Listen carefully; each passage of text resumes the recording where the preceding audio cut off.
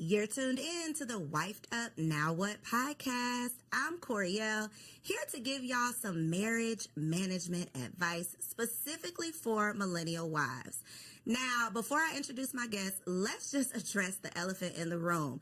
I know that when you saw me pop up on the screen, the first thing you were thinking was, where's TK? Don't worry, TK is going to be here at the end of the episode, okay? So if you are here for our girl TK, stick around. She'll definitely be here for that wifey keeps it spicy, okay? Today's guests are two amazing wives who have some stories to share. Y'all know that we're all about learning the real behind these relationships because it is so easy to get caught up in the fantasy and this fairy tale idea of finding a husband and living happily ever after. And although you might be happy, the ever after part is probably not going to happen. And so today we're going to talk about the real inside of these relationships. And I have Precious and Angela in the building. Hey. Hi. So start by telling us how long you've been married. Well, I've been happily married for 10 and a half years. Come on, 10 and a half. Yes. Well, it's almost less than a half because our anniversary is in April. Okay. Yes. Okay, so 10 years. 11. Look, we're going to say 11. Rising okay. 11. Rising on the 11. Well, since we're going to raise up, I'll say 10 years because it'll be 10 years July 5th this year. So okay. I'll say 10. So we got some OGs in the building. OGs, yeah. We're going to start out. We're going to keep it light, okay? We're going to start out with a little this or that because this is going to be February episode, right? This month is all about love. So we're going to get into that. But I want to talk about like some old school R&B. I just want to see where y'all at, okay? Warm y'all up a little bit, Let's okay? go, let's go. So this or that, who do y'all prefer or who did y'all prefer, Mary J or Mariah Carey? Mary J. Why did you make that face as if there was no other option? I mean, Mary J has the soul. She has the grit. You know, she's been through some things. I think that Mariah's been through some things more in the latter times. And when she first came out, I felt but like... that's not what she was singing about. Yeah, it wasn't what she was singing about. And I mean, from a suburban girl, I just resonated with Mary J because I just was like, I ain't been through these things, but it's interesting, you know? So I think I was more mesmerized by Mary J. Okay. I think everyone can relate to Mary J because she's a little bit more around the way. Your homegirl, she's been through what you've been through and doesn't come across as, no, this can't happen to me. Right. I think Mariah does separate herself from, she's definitely not the around the way girl. Okay, I got it. Boys to Men or Drew Hill? Not two really deep sides. Well, you know what? For me, I'll say it depends on what mood I'm in because I enjoy both artists. They're both amazing artists, both amazing vocals. But if you, depending on what mood, that one's a tough one. Now, that one's a tough one. Flip a coin. I'm going to go with Drew Hill, though. See, Drew Hill is the basement parties, the sock hops. Drew Hill was us being fast, yeah. Yes, the sock hops, the dancing, and all that. And then Boys to Men, I feel like I have to choose Boys to Men because, like, some of those songs will still bring me to tears today. They're more, like, iconic. Yes, and what band do every single person you relate to? Like, I love the deep voice. I love the high pitch. Like, Okay, so that was a good one. Okay, last but not least, Usher Confessions or Beyonce Lemonade? Beyonce. On the internet, it's Beyonce's internet. Beyonce. Is it? 100, not two, okay. Is it Beyonce's internet, Angela? I'm going to defer and say, watch this. These are my confessions. Listen, I haven't been to the concert, so maybe. And see, that was a Tiny Desk one. I'm going to go ahead and say Usher. I am definitely in agreement with Usher. Yeah. I think that the album, now I put the album specifically because I think that it would have been hands down like Beyonce, but the Confessions album was so iconic. Priceless. Yeah, it's just like, how can you compete with that? I don't want to revoke my card because I just never really was like, I'm not saying it's anything against it. You're not familiar with it? I'm familiar, but I wasn't like one of those people that was playing and on repeat. Okay. Like, I don't know what era of my life. Every minute of every song. I don't know what era of my life I was in then, but college, freshman year. Yeah, I know what you was doing. Freshman year of college, no. Okay, it's a no for you. Okay, Beyonce Lemonade.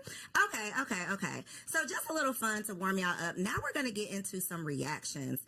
It's a lot of craziness going on these internet streets, right? But one of the perspectives that we don't often hear is the wives' perspective. We are always talking about relationships with single people, which is cool.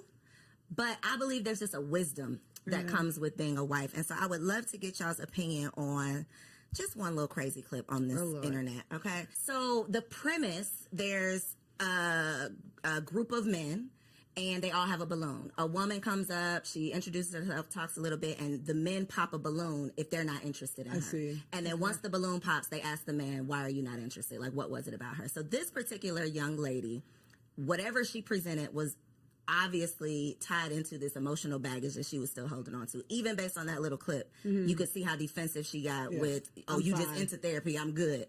People, we all need therapy. Amen. Let's say that. We do. But the part that stood out to me was, I don't care how you look. I can afford you. I got the money. But emotionally, I'm not dealing with that. Right. And I think so many women, so many single women, so many beautiful or successful single women these days think that their beauty or success is enough.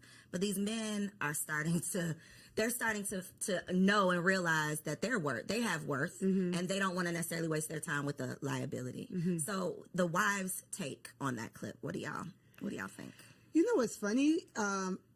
Something stood out to me differently. When he said, I can afford you financially, but not emotionally, I was turned off by that because you don't know, like that to me sounds more like transactional. I do believe that relationships require being willing to grow with someone, being able to have a conversation with someone, being able to tell her, find out more about her than, are you in therapy? Where are you at in your healing journey? Who hurt you might be the better question. And instead of just transaction being like, by the looks of it, I could afford you, but not emotionally, doesn't speak much to what he has to offer emotionally either. It seems like a little bit, I want you in a wrapped up package and ready to go. And I don't believe that sustainable marriages happen when people are, I'm 100%, everything is perfect, and just be able to afford my lifestyle. So that's what rang out to me. But yeah, you're right. We do need to realize that beauty is fleeting, as the good word says, right?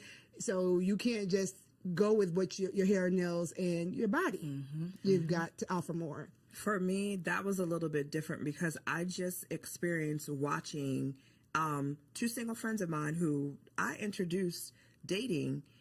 The man came back to me and said, I can't do her emotionally. Oh, wow. And I had a very deep conversation with him about what does that mean? So I think, and his answer was from a male perspective, and it was, I can love you, compliment you until I am blue in the face. If you don't believe that, and if you don't believe what I'm sharing with you, there's emotionally, I can't carry the relationship for the both of us. Right. So for me, that statement took me back to that conversation that I recently had.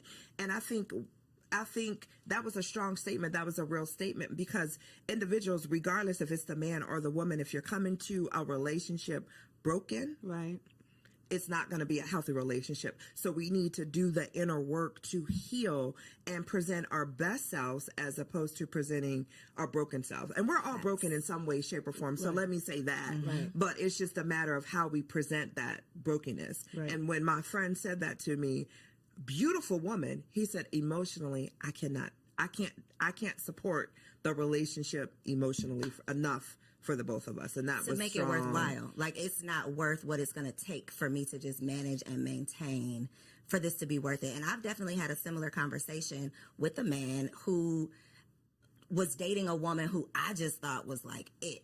Beautiful, had it all together, seems to just have the, just seemingly the best personality, has her own money, just all of the things. You know those women that you see and you're like, why is she single? And that was literally what he said. He was talking to, and it wasn't necessarily she had emotional baggage. It was more so I don't want to say she couldn't be corrected, but she was never wrong. She could never accept any type of direction. And for men, if you act like you don't need me, they have no place. They feel like, well, there's no point in me being here. And I chose that clip specifically because I think that it speaks to what women say that they want. I just want a man with money. And what we think men want, which is just a pretty face. So part of what you didn't see was her explaining, what she wanted in a man was he had to have X number of dollars. He had to be at this certain position in life. And this man who's a doctor who is in that position was saying, well, I got it. I can do all that, but I don't want to deal with that. I see. The issue is I've been out of this dating pool so long. It's been 12 and a half years at this point. And I go to a gym where there's a lot of young ladies and we talk and, I'm always mesmerized by it. But it's so forward that it's so much criteria dropping, right? It's so much judging and pretentiousness. Like, it's not enough. Let me get to know you. And even the game is hilarious to me because it's just like, why do we as millennials want to label everything, quantify everything, get straight to the point, per se, right? And we think that we're doing ourselves a favor, but really we're losing that nuance, that je ne sais quoi of getting to know someone, getting to experience that person. And, for her, I feel bad because she's probably put that air up because she's been in this pool of men or whatever and feels like she needs to give her criteria based on being hurt or whatever. Therapy. As a counselor, I would, she needs therapy. But it's hard for me. I'm trying to stay out of that pool, and I'm praying for everyone in it. That part. I think, though, the defensiveness is definitely a turnoff. Yeah. Anybody who does not need therapy would not start the sentence off with, I think you just into that. You clearly are proving his point with that response. So I think it's just an opportunity to check ourselves, get more aware, and know what the other, whoever you want to date, I'm just going to say the opposite sex, know what they actually want. Yeah. Because we can't say we want to be in a marriage with a man and then a man tells us what he desires and we like, but no, I'm not doing that. Go, get somebody else to do it. And it's like, but then you get what you get. Yeah, what do you really want? Okay, so that was good. So one of the things that I have personally just gotten into, y'all, I just launched a blog, okay, everybodylied.com, and it's the premise of we've been lied to. We've been lied to our whole lives about so many things. For the sake of this conversation, though, we're going to focus on the marriage lies, okay? One of the things that I realized as someone who has always wanted to be a wife, this is something that I've prayed for, I thought I prepared for it, all of the things, and I got into it and still didn't know what the hell I was doing. And I'm a happy wife. To your point, happily married, right? A happy wife. I love my husband, and it's still very hard. Yeah. And so I know that I'm not alone in that. And I know so many women get into these marriages, become a wife, take on this role, and then it's not necessarily what they thought it was going to be, or they don't know how to manage or maintain. So first question for you two, what was the biggest reality check once you became a wife? Well, for me, similar. My parents are still married. I did not model my marriage after my parents, however, but I'm from Ghana, West Africa. And so my biggest reality check was that you really make the marriage you want. It doesn't have to come. It's not like I get married and I enter this thing and it's just going to be ready made. No, you've got to make the marriage you want. You've got to create the boundaries you want. A piece of advice that my wonderful mom told me is that don't start nothing you don't want to keep doing. And it is true, the boundaries. Oh, give an example, Precious. Okay, so when I was young and married, before we had, my husband was a single dad, so I have that bonus family structure.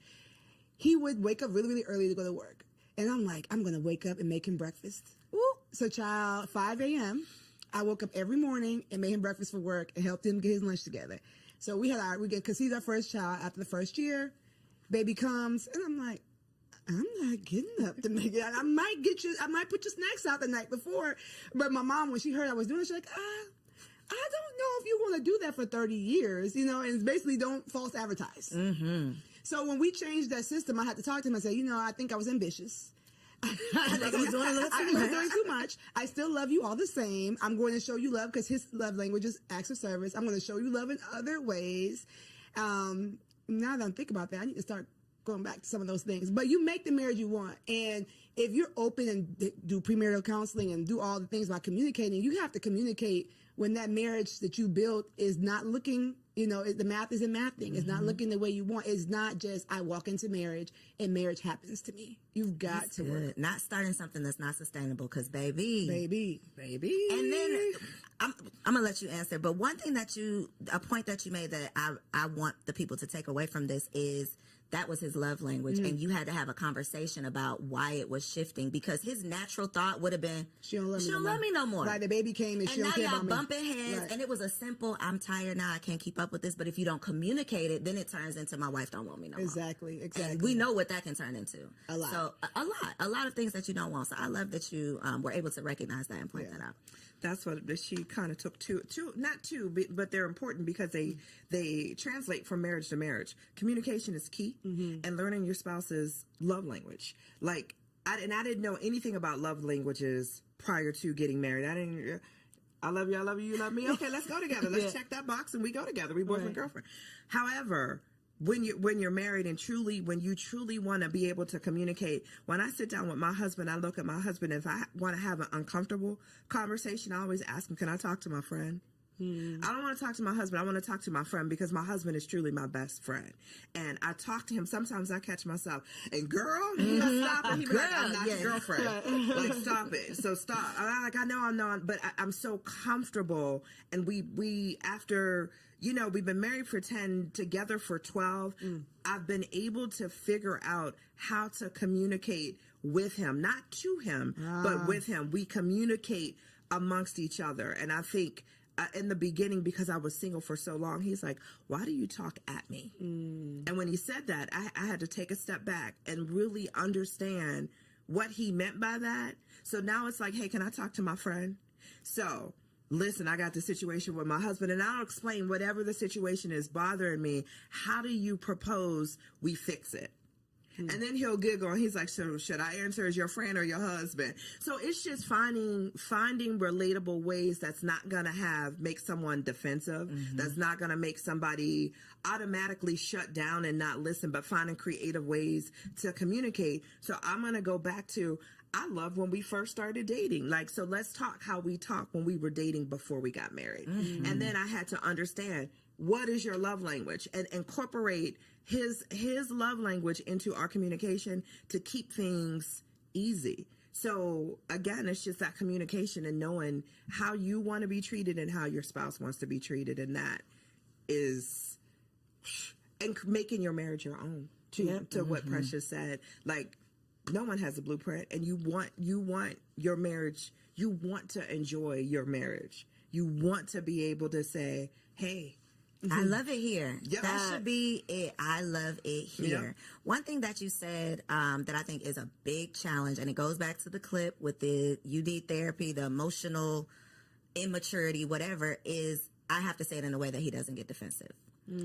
I want to flip that, though, because me and my husband have had some conversations, and I'm on the defense immediately. And it's part of me recognizing things you need to, areas you need to grow in, things you need to work on.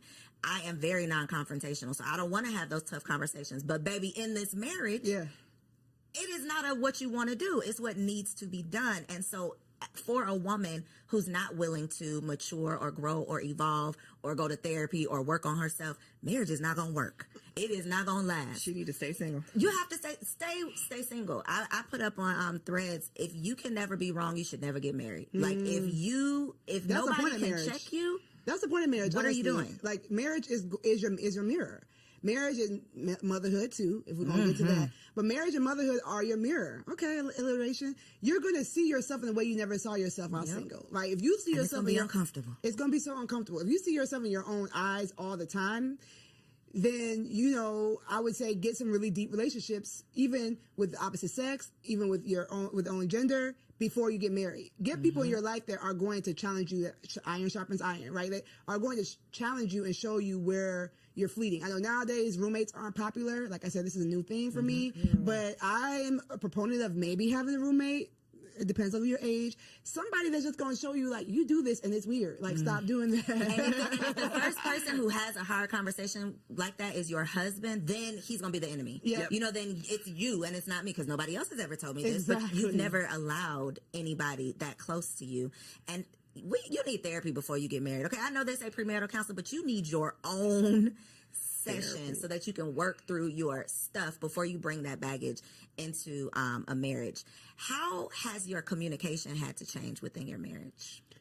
Because you said you've evolved into, I know how to approach the conversation now. What did the unevolved Angela look like with these conversations? The unevolved Angela looked like I was that female because I got married late in life. And when I say late, I was 44. Yeah, I was 44, right?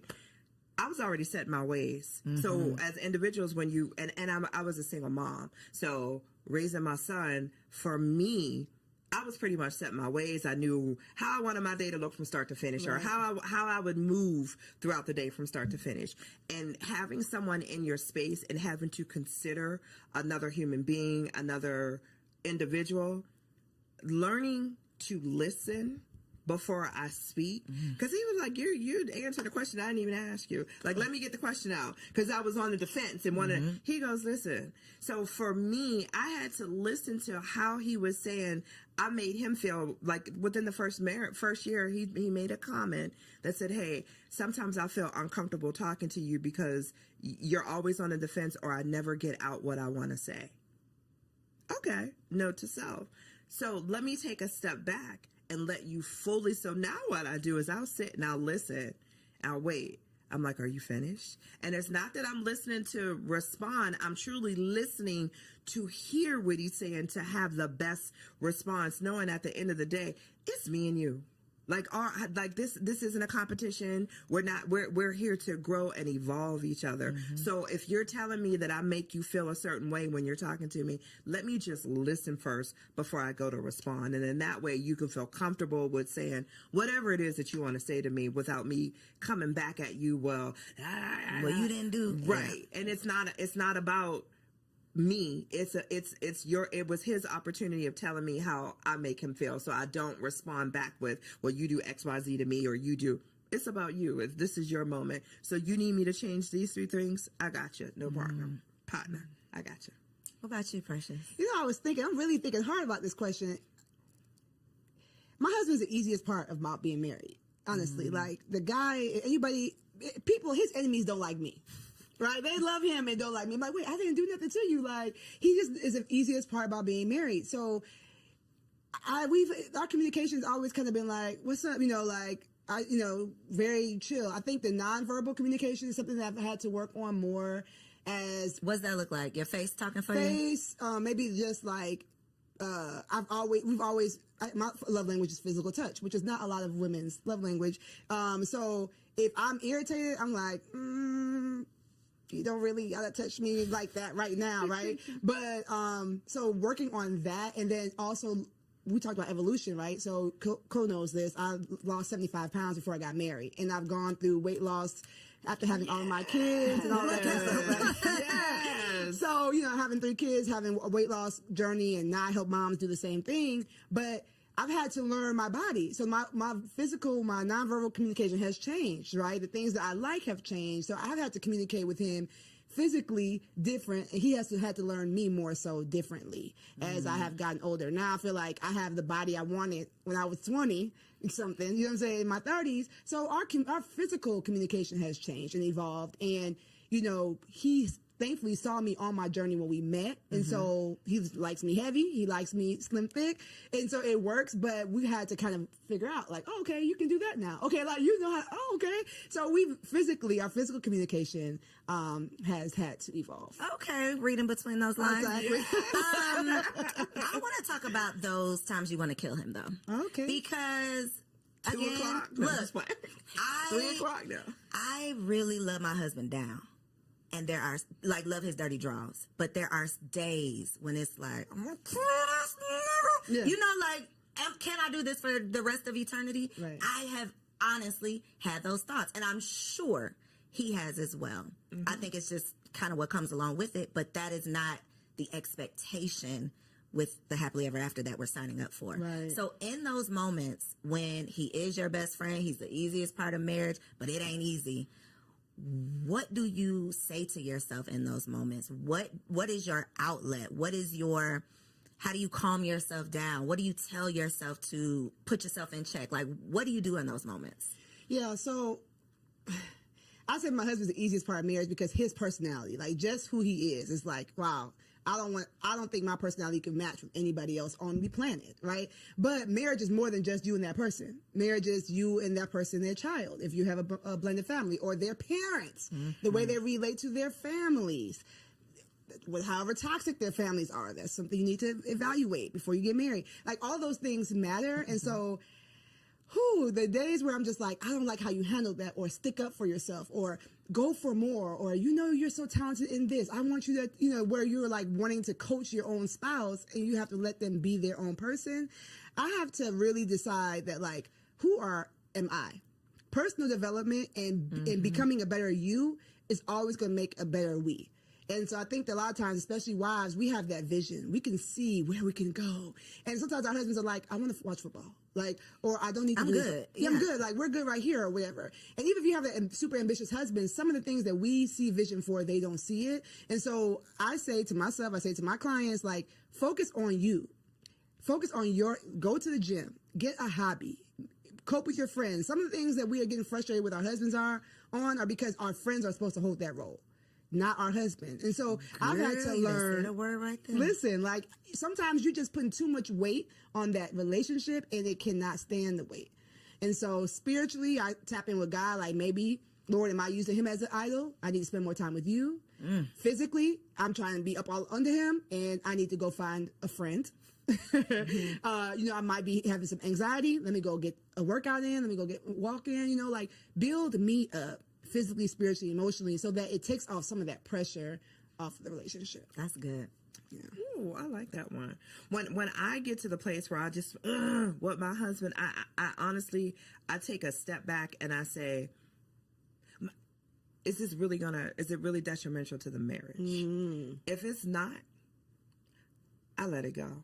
And it's funny, our arguments, 10 years, our arguments are so minute when I listen to other marriages and we talk about, like, issues or problems. Our issues are so small, and I feel like I'm so blessed because of that, because we talk all the time and we communicate about things all the time. But when I get to the point where I just want to choke him, I take a step back and, like, is it really that deep? Is it really that detrimental? Like, I'd be mad, like, man, you left the bathroom light on again. I just want to, and I'm like, is it really that deep? Instead of checking him to say, hey, once again, you left the bathroom light on, I'm just going to go ahead and turn it off and keep it moving about my day. It's just, our arguments be the little petty stuff. But those little petty things can add up. Yes. If the communication is not there. If you don't, if they're not communicated. So, like, our arguments are not, like, I just look at and even, like, our biggest arguments are, I take a step back. Is it really that detrimental to our marriage? And if the answer is no, I just let it go and keep it. Do you all believe there's deal breakers in marriage? In your personal marriage, is there a deal breaker? I say all the time, if you cheat, then yeah, that's a deal breaker for me. And he looks at me, he was like, you'd be so quick to dismiss somebody for cheating. I'm like, for me, you always have a choice. And that choice is not necessarily, am I going to do it or not, but there's a choice prior to you wanting to do that. What is wrong in the marriage that needs to be fixed that you couldn't communicate with me? So give me the opportunity to fix it before you cheat. So for me, anything else we can get over, but if you cheat, there were all these opportunities. Obviously, I was not giving something, don't know what that could be, because you've never communicated that to me. So for me in our marriage, my husband already knows, for me, like, cheating is like a deal breaker, where he's the opposite. I'm his second marriage, and he's like, we're together forever. So basically, and he always says, I had to ask myself, before I asked you to marry you, is this for good? And is there anything that I could not get over? And his answer was no. So I'm like, okay, well, that man ain't cheating. That man ain't cheating. He's trying to stay with you. I would say there is no immediate deal breaker in my marriage. Okay. So that means nothing is, you can't talk about, at least have a conversation about. Right. So immediate deal breaker mean, I don't care what you say. It's over for me. I mean, maybe if he put his hands on me, I can't see myself. Maybe if he put his hands on you, because if he put his hands on me, I just can't see him turn. Like, that to me seems silly to say. You know what I'm Like, saying? there's no chance this it's like when we were dating, I used to say, if it was a burning fire and me, your mom, and your daughter were in the room, who would you get first? He's like, I'm not answering that. That's silly. I'm going to find a way for all of y'all to live. Yeah, it's not happening. Why are we all in this house in this fire, right? So that to me is like, when would he become, just randomly after all this time become that kind of person? So yes, I would not be with someone who would put their hands on me, but I don't have a immediate deal breaker. That is great and scary. It is very scary. And I mean, I feel like I can say that now, right? So, I'm never going to be like on this internet, like, oh yeah, everything is perfect over here. No, I mean, we were both working class. We met. We still out here working through this pandemic, through this economy like everybody else. So I won't say that we're perfect and it's not something that the enemy could use to break us. But the way we look at marriage is like, this is our way to show people that Jesus is real. Like, this is our way to show people that, like, he didn't die for nothing. So for me, I would just pray that, like, whatever came our way, we would look at it as an attack and we would fight it together. Now, if we didn't make it, then we fought. You see what I'm saying? So that's why I say it's no immediate break. It's not to be like, oh, I love my husband and never divorcing him, but more so like, we represent more than just me and him being happy. I love that. It's bigger than just y'all are building something bigger. Yeah. When it comes to losing yourself in your marriage, I think this is definitely a woman problem. And I think it comes down to what you said, Precious, of a lot of women, when we find this man of our dreams, I would just speak for myself, not a lot of women, me.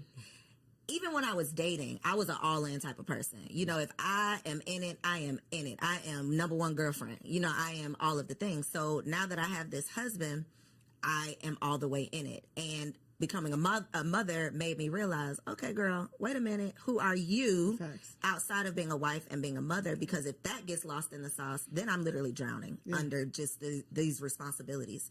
And so y'all being in the game 10 plus years, how have you managed to maintain your identity outside of being a wife? Especially when you have multiple businesses, lots of things going on. You have desires to be more than just a wife, but this is obviously a big responsibility. Go ahead. Go. Okay. I think as a woman, you have to create and carve out that time for yourself. Yes. Period. Hands down. You need your girlfriend time. You need your alone time. You need your self-care time. As long as you are always making time for yourself, whether it's perfecting your craft, like Precious said, picking up a hobby, you have to 1,000%, just as much as being a wife, being a mom, we're all of that. Those are important. So is being myself. So when you have those days where, hey, guess what today?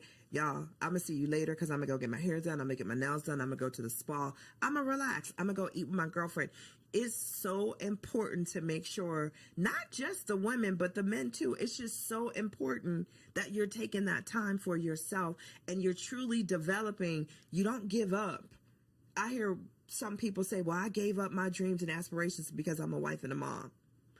What made you think you had to? Because the times are evolving. Yeah. There's things as nannies, like so much that people did not have access and finances to when our parents were coming up, or who we had as role models or marriages, role models in terms of marriages to model after. We didn't see that. We saw the wife staying home and being the wife and mom, and that was it. That's not where we're at today. And a big part of that is always making sure that we as women allot that time for ourselves and not feel guilty about it. Ooh, the guilt part. That part. There's nothing wrong with saying no because I'm taking time for me. Because if we're not good for all the other roles that we have, we can't be good for anything. So we got to be good to ourselves. You already know that she's speaking my language, right? So I heard you speak. One thing I want to affirm you, because I'm always going to do that, is that when you're a woman such as Co, and you're doing all these things as a single woman, society was going to tell you that it's not possible to have it all. It's not possible. So when you get into this beautiful marriage, it's like, okay, I got to work. I got to give everything I can to this because this is an anomaly. I'm an anomaly to be able to be this self-made, 6-figure, maven, right? And so that's a lie. Right? Everybody lies. That's a lie. That's a lie. You can have it all. You might not have it all at the same time, and you might not be the one to do it all, but you can. Okay. Thank you. So you're welcome. You're welcome. It's gonna be, we in the trenches. No hood like motherhood. So we're in the trenches. But to your point, when I teach the LIFT framework, it's my framework. One of the letters is the F, the freedom mindset. That fighting that guilt. And what you said about the T, taking your turn, I'm not gonna go into that, right? Like you take your turn, you do stuff for you, but you gotta start with the mindset of why do you think you need to be lost? How, if you lose yourself, will your husband have someone to love? Will your kids have someone to nurture? Like, getting better gives him a new woman to love, right? Every time I get better, every time I lose an inch, every time I get a new hobby, it's like, okay. It's spicing things up without him having to go find somebody else. You see what I'm saying? And so I think that we have it backwards where it's like, oh, I've got to martyr myself for the things I love. But no, you're giving them a diminished version of yourself. And so even if mom guilt or wife guilt, because I feel like I have more wife guilt than mom guilt, them kids will be all right. Yeah, them kids will be all right. Yep. I feel like y'all have each other. I birthed all y'all so y'all can have each other, go on and play, right? But sometimes I'm like, oh, I'm at this thing, I could spend more time with my husband, or I'll bring him something home to eat. Like, I have more wife guilt than mom guilt, but I have to remind myself that, like, the things that I'm doing to make myself better, make me happier, make me more understanding, make me more energetic. You know what I'm saying? Like, go to the gym, sis. Take the time for you, like, because you're going to be a better version of you when you get there. And so losing yourself is normal. It's more normal. That's a lie, too. It's more normal than you think. You might be beating yourself up and saying, why? I can't believe I let myself go. I can't believe it. A lot of people are doing it. But they're not talking about it. But they're not. Which is the point of these conversations. Because when I see the perfectly curated homes, all this not a figment of our imagination, because I'm seeing it right here on my timeline. It's social media. It's what we think is the norm, and it's like, no, that is not. First of all, that's not even real, right, probably. But we are comparing our real lives to this fantasy or fraudulent 18 seconds, 30 seconds. Clip that we see. And to your point, we think something's wrong with us when we get lost in the sauce. But I definitely, and we're talking about being wives, but when I became a mother, I think I felt it more. Because you have a physical part that's changed too. And, and it's like, I can't go nowhere. This baby is attached to my brain. Like, I am here. I can't, that life that I used to live, I'm literally a new person. Right. I'm literally living a new life, and it's never coming back. And that, I think, is a very tough grief. It's grieving your old life. It's I literally, that old self died, and now I'm this new woman, and I'm trying to figure it all out. And so conversations like this are so important so that we can normalize the struggle. Like, this, it's not happily ever after. It can be happy, but ever after to me means forever and ever and ever. You're just gonna be happy, and that's not the case. Exactly. I think to Precious's point, she made a statement earlier in regards to when you become a new mom, your friend circle is going to change. Yeah. You want to surround yourself around individuals who are walking the same path you are. You're a new mom, and I'm not saying you're a new mom today, but as a new mom, you're not hanging with the girls that always want to go to the club, because that's not you anymore. So as you develop as a woman and as we evolve as women, our circles change. Our circle of influence change. I wouldn't ask a single girlfriend who knows nothing about being a parent to watch my child for me. But guess what? I'm gonna have a whole nother set of girlfriends who are parents, who understand the struggles of being a mom and being a parent and having someone attached to you, or always having to be mindful of another individual. So we just need to, instead of not having the conversations, and I'm so thankful that you have this platform for individuals, for women to know, it's all a lie. Like, you evolve and grow, and as you grow, your circle's going to grow, and as a woman, we're going to grow, and that's the evolution part of that. Yeah, but even to that point, I feel like some of those single friends are just real important too. Those are the TTs, right? I think the village has evolved. It's not going to always be the grandmas, because some of these new grandmas, these grandmas is out in the streets. These new grandmas are out in the streets, right? So I agree with her saying, like, get those sisters that can, that's why I created my brand. That's why I created what I do, because we need to have a tribe, right? But then don't forget about some of the people who might not be in the same zone, because they're going to be the ones to take the kids to do the fun things you don't feel like doing. So what about friends for your marriage? Because that is another, like, revelation. I done had so many revelations. That is one of them, of, like, it takes a village to raise a kid, but I think it takes a village to have a healthy, happy marriage as well. True. Absolutely. Especially in terms of not necessarily like leaving your single friends in the dust, but I do believe there is a value and a benefit to having other married couple friends. Absolutely. Because when you come across some of this craziness, I gotta have somebody who I can relate to. True. So what has been the value, or have y'all seen any value or benefit of having those like marriage friends, or do you? Absolutely. We always joke, if I like the wife and he likes the husband, we go together. Like, that's it. Like, once you find that, that is gold. And then, unfortunately, we've had some times where he loves the husband. Like, I'm like, sorry, y'all got to break up. Y'all got to break up because I'm not coming. I'm not coming. I can't do it. Thankfully, I'm an extrovert, so I'll bear with them once a quarter. But it ain't going to be no regular. It's not going to be. So, yes, I find it very important. We're members of a church. We were in ministry for a long time. So, a lot of that was ready-made for us. So you had a built-in... We had a built-in community now when we changed churches, and it was like hard. We were like in the first place, like, well, you got to make new friends at this age. But yes, I do find it very important, especially for husbands. I know that we're talking to wives, but like, I think that women talk about their marriage more than men talk about their marriages. For sure. And so I know that I can say my husband's so amazing because he can see like what his married friends are talking about. Like they kind of can see like, he's like, dang, Precious is boisterous, but she ain't like that. They be making me look good. I'm like, Lord, thank you, girl. I hope you keep cutting up. Yeah, keep cutting up over there. Right. So, I think it's very important. And for women too, like you just see something that like, oh, I'm glad. My man, you got to deal with that. Yeah, like we got to, we all right, you know what I'm saying? Like we might not be in a mansion, but he be at home. So, I think it's important. I think 1,000% important. I have an equal balance of both single friends and married friends, but for us, we enjoy hanging out with our married friends more because it's just more conversation that I relate to, and it's just, and for both of us, and it's just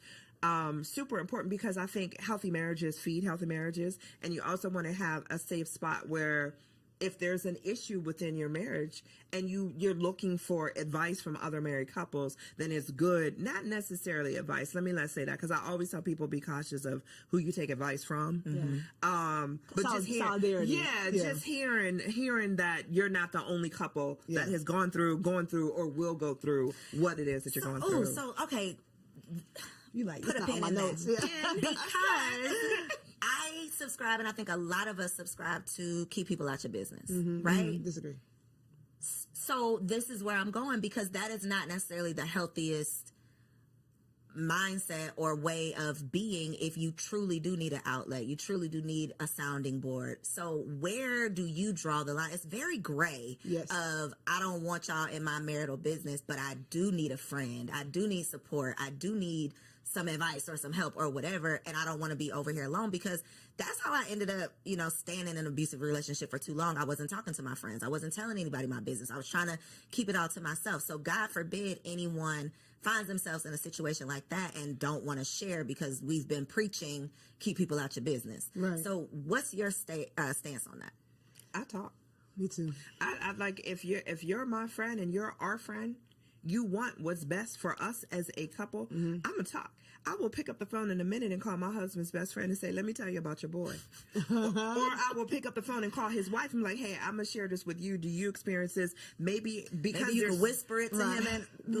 So I talk. If there's an issue and it feels something that you want, that I feel that I need to get off my chest, I'm going to talk. I don't sugarcoat nothing. I don't hold nothing back. And sometimes if I need to be checked, I look for my friends to check me. Am I wrong? Or tell me what and that's how, and I have a girlfriend that I go to, and anytime I start the conversation, okay, I need you. Am I wrong? She's like, hold on, let me get my coffee. But so you want those friends where you want to know that you're talking in a safe space, and you're talking and you're going to get great feedback back. So but I don't listen, hey, no one's perfect. What about family though? No. Is it only friends? Except for my sister. My best friend my sister's my best friend. So, but even with her, some things I feel like if it's going to change the level of advice she gives me in the future, I don't tell her. Explain that. So like sometimes there's something that you might be going through that's a recurring thing, right? And you feel like if I say this recurring thing to this person, it might shift the way they advise me moving forward. So I need somebody who's really clearly, like me and her are 13 months apart. Like if my drawers are dirty, she's like, girl, but that's, it's just a stain. You know what I'm saying? Right. So like, she'll tell me I'm wrong. Don't get me wrong. But some things it's like, okay, I'm I don't need to I'm hear done that with right this now. recurring thing that you know. So I think for me, I do talk. As you can see, I do talk, but we've already used wisdom in the circle. Like it's only, but he knows the 3 people I'm told. It's not gonna be this random friend I met at work and is like we're best Now friends. she in your business, Yeah, no, it's like he knows, and then he gonna know if that her husband texts him. It's like, oh dang, she didn't told. What's the talk? Right? Like, and the same thing. I'd be like, I don't know what's going on the phone upstairs, but they're talking longer than normal. Are you okay? You know, to my friend. So it's just like, you can't come stay here, so let's talk because what's going on with y'all y'all. have to work that out. Yeah, y'all gotta work that out. So we have a standard on the people that we trust, and then I have working and continue to work on that. I speak of him the way I would want him to hear me speak of him. So if I'm telling somebody something, if I haven't talked to him about it yet, I want, if he overheard me, it wouldn't be like, dang, like, so you just calling me low down and no good. Like, you know, like I I respect my husband when he's there, when he's not. And I don't speak to people who are going to be like, yeah. That, you know, like speak negatively of him too. If somebody has that type of vibe towards marriage, like, you know, because, you know, these husbands are, you are not the person. You are not the outlet. I can't. And I can be super close to that person, right? But if their view of marriage or based on where their marriage is, they're ready for you to like, yes, like finally, especially like I told y'all, my husband's liked by everybody. Yes, finally he done did something. Because you know, all these husbands don't do. No, don't be all these husbands. Because then now I'm defensive. I came to you to complain about him, but now I'm like, but wait. No, but wait a minute. he is still perfect. Now this conversation has taken the time. Exactly. Now I got to defend my husband. I was coming here to get some advice or get some. I wanted you to be on my side, but not that much. You know what I'm saying? So you have to use wisdom. You have to be spirit led for me because, like I said, anybody can be used to attack your marriage. And so if you want to work it out, that's where I think the whole don't talk to people is. If you know you want to work it out or you know that there's something that might be somebody else might consider a deal breaker, go to the right person that's not going to come and be used to draw a wedge between you and your husband. I don't think it's family though. To your question in regards to family, and I say that because I'm very careful on what I let my family know about the marriage because I would not ever want someone to look at my husband differently because I gave you too much on a day that I was super emotional and I said, and you know, I would. So with the family, I'm very cautious on what I choose to tell or what I don't choose to tell. Friends are different. Family, because 9 times out of 10, my husband already told me we're not getting divorced. So I don't want to go paint this image of because I'm mad at you today. Now I'm gonna have my family mad at you because my family ride or die. They going. So I'm careful when it comes to family on what I tell and what I don't share. Friends choose you. Family doesn't. Yep. So if you're talking to a friend, this person has chose to be his friend, chose to be your friend. They like him for who he is, right? Your family is putting up with him because... They might not even like your right, exactly, right? And thankfully my family loves Ant, but it's like, they didn't choose him. They don't even know him as well as my friends know him. So I think it's just about, you know, not casting your pearls in a space that's not safe. You know what I'm saying? Picking the person that you know loves him and might be like, not Precious. You know, sometimes he does it. You know, like giving him the benefit. Helpful advice. Yeah. Okay, so for our last segment, it's called Wifey for Lifey because the goal is to be wifey for lifey. This is all about marriage management, how we can maintain and sustain a healthy, happy, most of the time, marriage. Here we go. So one piece of advice in your 10 plus years in your relationship, what would be a piece of advice that you would offer to a woman in her first year of marriage? And you can look right there at that camera and tell the people. Hey girl. My advice is that you're God's daughter first. He created you. He gave you your name. He gave you your parents. He gave you your body. He gave you so many gifts. So do not forget her, right? Continue to cultivate what you love. Continue to cultivate the friendships you love. Be willing to change and grow and evolve. And as you do that, communicate that. Communicate those changes. Do the self-work. Don't just set it and forget it. Right? So continue to grow, continue to love on you. The word says that you love the Lord your God with all your heart and love your neighbor as yourself. But if you don't love yourself, if you neglected yourself, that love you're giving other people is not going to be the level of love that they deserve. So just don't forget you. You know what I'm saying? If you ever need a hand in the process, my name is Precious. I got you. But just don't forget you and you're loved. Thank you, Precious. What you got, Angela? For me, it's communication. I'm going to stand on it. I'm going to stand 10 toes down. Figure out the best way to communicate with your spouse. However, whether it's verbal, nonverbal, listening, communication is not just talking, it's also about listening. So if you, in your first year of marriage, if you and your spouse can truly, truly, truly connect on how to communicate with each other, you're going to go a long way. That has been a common conversation here. We always talk about finances being the number one cause of divorce, but I would believe it's the lack of communication about finances that is the number one cause, and the resentment that comes from not communicating. Yep. So, such I good conversation. I learn something every single time I have the opportunity to host these shows. So thank y'all for offering your wives' wisdom. Precious, I know you got a lot of stuff for the people. Angela, I know you got a whole lot going on. So look in the camera, tell them where they can find you and how they can connect with you online. Yay. So I'm Precious K. Williams on all platforms. I'm a mommy wellness coach and an international wellness speaker. So I talk about wellness, women's wellness, and lifting yourself up, right, with the power of the Lord, lightening your load, igniting your spark, embracing a freedom mindset so you can take your turn. I run an 8-week program for moms doing just that. So if you need me, go to preciouskwilliams.com. I have a free quiz on there so you can find out how well you actually doing and not just being like, I'm doing all right, I'm doing okay, girl. No, let's figure out how you actually doing so we can get you the help you need so you can be your best self and live happily, mostly. Ever after. And I'm Angela McCoy. You can find me. Well, I'm the president and CEO of Full Circle Consulting Group. We do public relations, we do marketing, we do artist management and events. So if you ever need a fantastic event, we got you. Yeah, you're an artist, you need management, we got you. Public relations, we got you. And if your company needs help with marketing, we got you covered there. You can find us at fullcircleconsultinggroup.com and Full Circle Consulting Group on IG. Two bossed up baddies that are still out here living healthy, happy wife life. Okay. So I hope y'all enjoyed the first part of today's episode. We are about to get into Wifey Keeps It Spicy. TK is the next face that you'll see. Catch you on the next episode. Hello, beautiful ladies. Welcome back to another Wifey Keep It Spicy segment with your girl, Takesha. I'm super excited to be back. Yes, with another banger, of course. This is the month of love, February. That's why I got on my red, keeping it sexy. But Valentine's Day is right around the corner as well. And so, of course, I had to give y'all some gems, some jewels, some tips, the tea on how to keep it spicy. Listen, this week is for the big girls. Okay. What do I mean? Because I'm about to challenge y'all to something all month long. Okay. I'm not just about to drop some gems for y'all to be able to enjoy one day. No, baby, we are about to have thriving sex lives and intimacy with our spouses forever. Okay. So we're going to lay down some foundational work, right? I want to challenge y'all as your sister, as your auntie, as your friend. Okay. Am I auntie? But as your friend, I want to challenge you to two things. Okay. I need you to ask yourself if you are ready for the challenge.